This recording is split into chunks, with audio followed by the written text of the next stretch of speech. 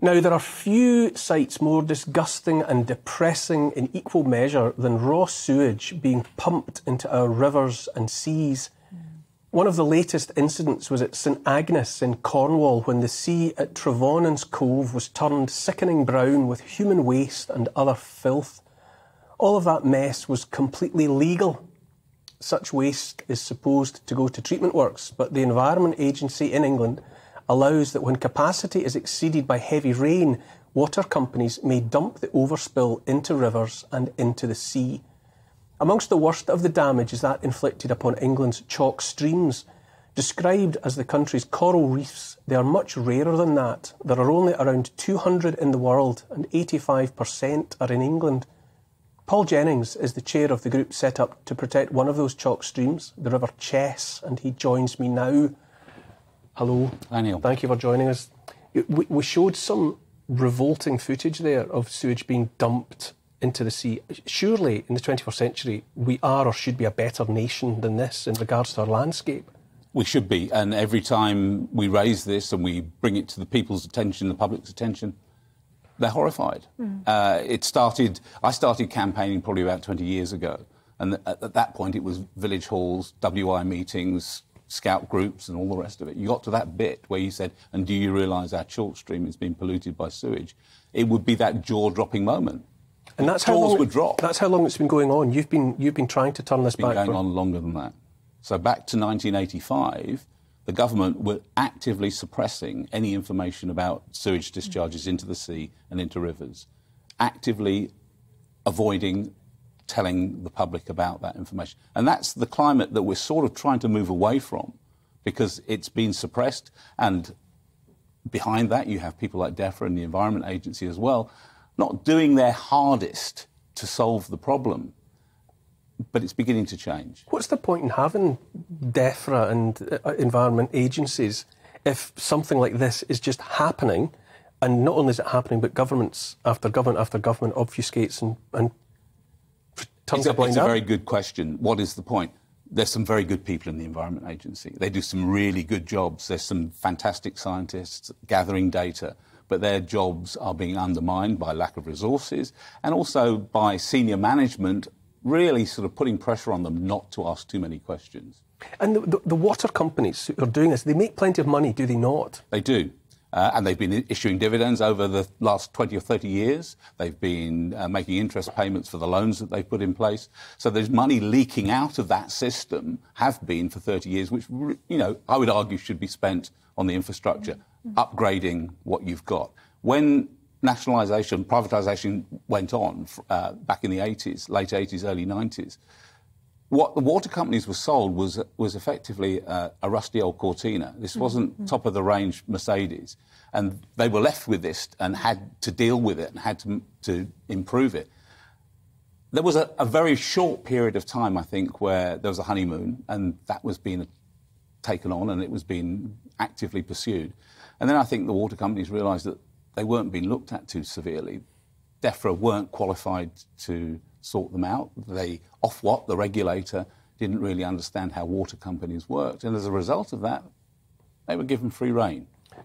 It's harrowing, isn't it, Jasmine? You watch that footage and you think, that's happening every day. Well, absolutely. Well, I grew up with this because I grew up in Seaford in Sussex and they used to pump out raw sewage into the sea. I swam in it, but, they were doing that. And you're saying they're still doing that? They're still doing it on a huge basis. And we talked about water and rain, and this is the reason you have to do it. But it really only should be happening under exceptional circumstances. And what's been happening recently are far from exceptional. The problem is, though, you see, as I'm listening to this, and we're talking about, privatised situation, and as I was looking at the pictures, I was thinking it's the whole infrastructure that needs to be upgraded.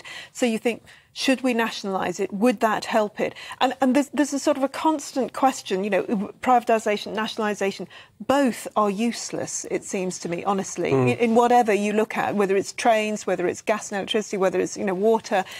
I don't know. But ultimately, though, it's down to us, isn't it? I mean, it's our landscape. Yeah. I mean, it's all very well, I suppose, to say with the Environmental Agency or DEFRA or whoever or the government should look after it, but ultimately it's down to us.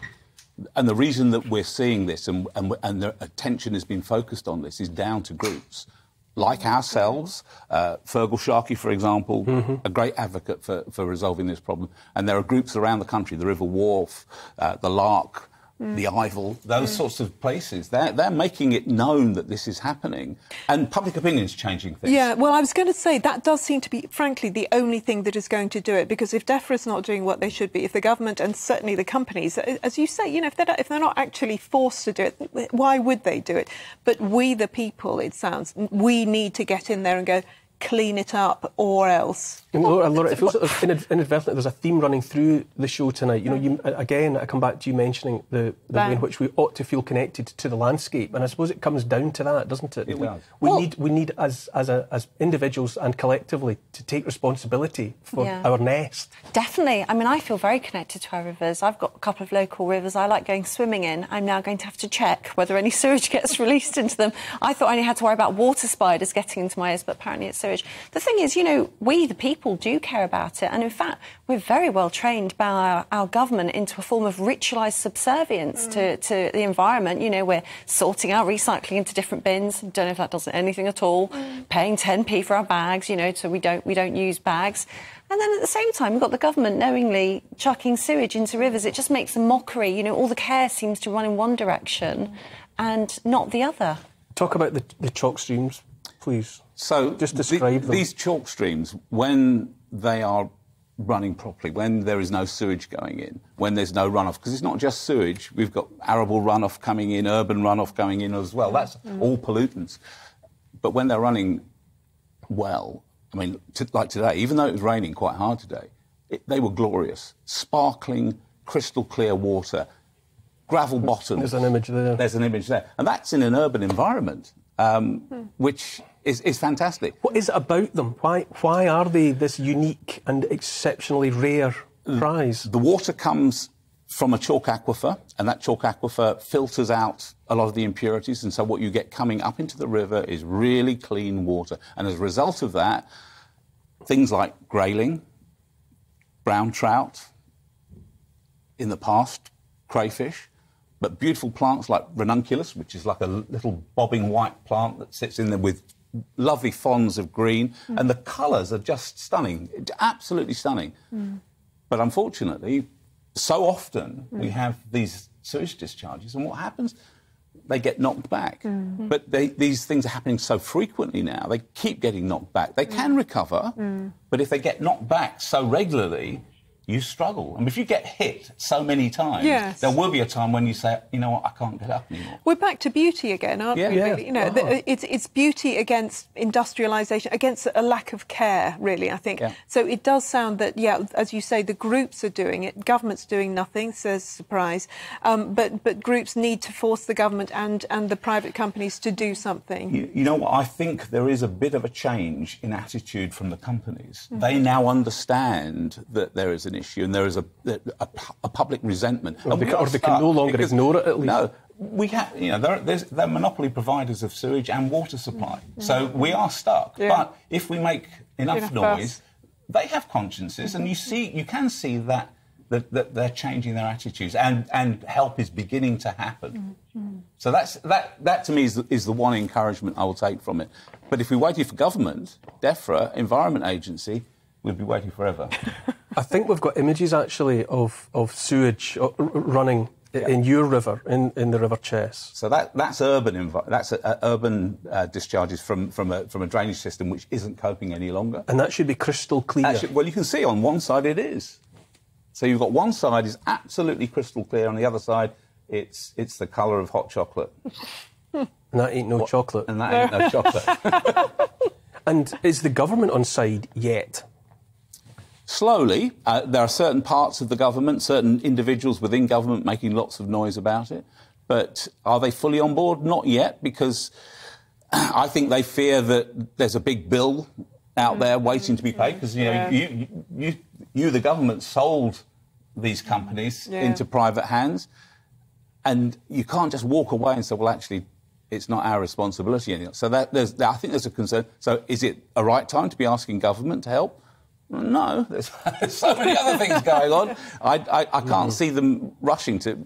But their concern is if they force the water companies to do everything that is needed, the water companies would really struggle. But it's almost a metaphor. You know, there's something rotten running through the arteries and bloodstream of the very place in which we live. Yeah. Made manifest in human waste and the rest of the things that go into toilets. And the more that we just sort of paper over these cracks, the more that we ignore that, the worse it's going to get. You know, so it's going to be more expensive later on. And I think the reason we have a problem now is that it should have been done back in the 80s or probably 70s, honestly. Absolutely. I mean, we've 30 or 40 years where we've had neglect of the system. It's going to take a long time to catch up on that. Yeah. Chalk streams need to be sexy. The thing is, everyone's talking about the coral. Well, I think so too, but we might be weird. You know, we've got some kind of English nature paraphilia. No, I'm kidding. But, you know, everyone's talking about the coral reefs. Yeah. Why are we talking about our own chalk streams? This is our country, this is our land, and it's fixable. We can fix this. Yeah. I do agree. And there are some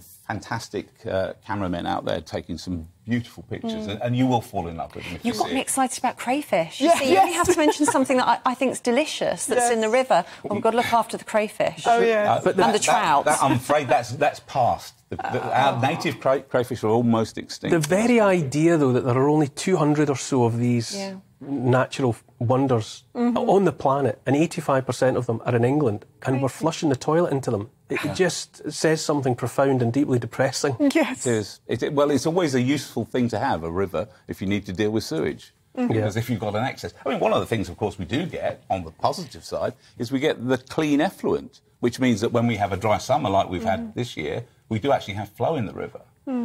So you do need that, when I say effluent, it's being cleaned to a standard. So that's...